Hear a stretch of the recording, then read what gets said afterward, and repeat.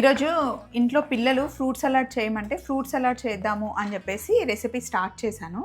అయితే పాలు పొయ్యి మీద పెట్టగానే పాలు విరిగిపోయాయండి. మామూలుగా పన్నీర్ చేసుకోవచ్చు, బట్ పన్నీర్ కాకుండా కలాకాండ్ అయితే అందరు ఇష్టంగా తింటారు. సో ఇలా చూడండి, పాలు విరిగిపోయాయి. వీటితో మనం ఇన్స్టెంట్గా కలాకాండ్ తయారు చేద్దాం, చాలా టేస్టీగా ఉంటుంది. ఇలా కలాకాండ్ చేసేటప్పుడు ఎప్పుడు వెడల్పాటి గిన్నె అయితే బాగుంటుంది. అట్ల కాడతో అయితే కింద అంటుకోకుండా ఇలా మంచిగా కలపొచ్చు అనమాట. సో ఇప్పుడు నేను ఇందులో ఏం చేస్తానంటే, నా దగ్గర ఆల్రెడీ మిల్క్ పౌడర్ ఉంది. కొంచెం ఇన్స్టెంట్గా తొందరగా అవ్వాలి అంటే మనం మిల్క్ పౌడర్ యాడ్ చేసేసుకోవచ్చు, థిక్గా అవుతుంది. లేదంటే చాలా టైం పడుతుంది మరగడానికి. ఒక 4 టేబుల్ స్పూన్ల మిల్క్ పౌడర్ వేసేద్దాం.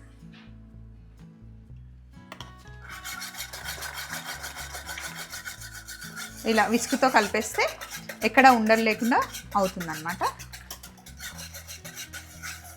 మిల్క్ పౌడర్ వేసి బాగా మరగనివ్వాలి.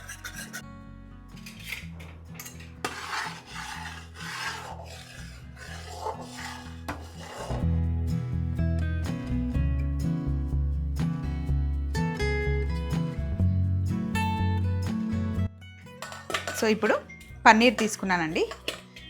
ఒక 200 గ్రామ్స్ పన్నీర్ని మంచిగా ఇలా గ్రేట్ చేసుకోవాలి.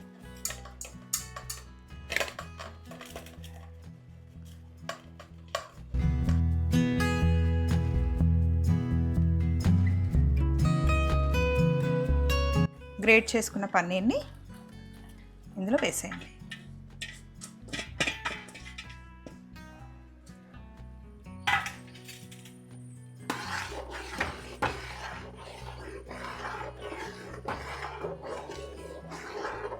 ఇలా కలుపుతూ దగ్గరగా రానివ్వాలి. ఇలా ఉడికి దగ్గరికి రావాలి, ఇంకా దగ్గరికి రావాలి. సో ఇప్పుడు ఈ కన్సిస్టెన్సీ వచ్చిన తర్వాత ఇందులో మనం కాస్త నెయ్యి వేసుకోవాలి. ఇంట్లో తయారు చేసిన ఫ్రెష్ నెయ్యి ఉంది.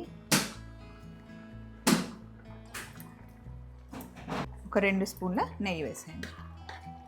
సాఫ్ట్గా ఉంటుందన్నమాట నెయ్యి వేయడం వల్ల. అలాగే ఇందులో ఈ యాలకుల పొడి కూడా వేసేసుకోవాలి. ఇంకొంచెం దగ్గరకు వచ్చిన తర్వాత షుగర్ వేసుకోవాలి.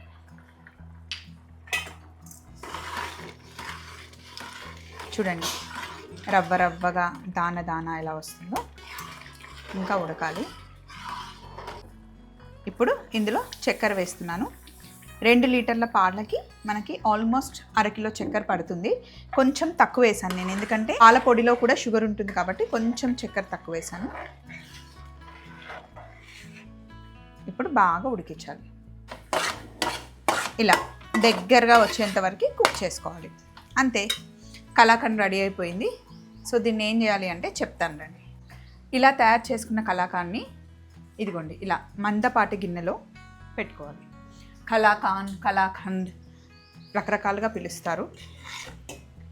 దీన్ని ఈ గిన్నెలో వేసేసి వదిలేస్తే గిన్నె మందంగా ఉంటుంది కదా, వేడికి కింద మనకి బ్రౌన్ కలర్ అవుతుంది అన్నమాట. షాప్లో తెచ్చుకుంటాం కదా అజ్మీర్ కలాకండ్ అని చెప్పేసి, సో అలా అవుతుంది. ఇలా ప్రెస్ చేసేయాలి. కొద్దిసేపు వదిలేస్తే కింద మనకి బ్రౌన్ కలర్ వస్తుంది అన్నమాట. నేను ఆల్రెడీ గిన్నెలో వేసి పెట్టాను, బట్ ఇప్పుడే వేసా, ఇంకా కలర్ వచ్చిందో లేదో తెలియదు నాకు.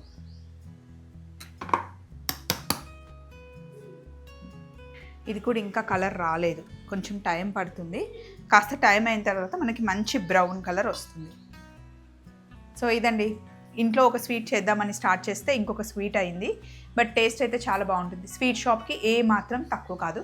సో తయారు చేసుకోండి. మళ్ళీ ఇంకొక రెసిపీతో కలుద్దాం. Take care, bye.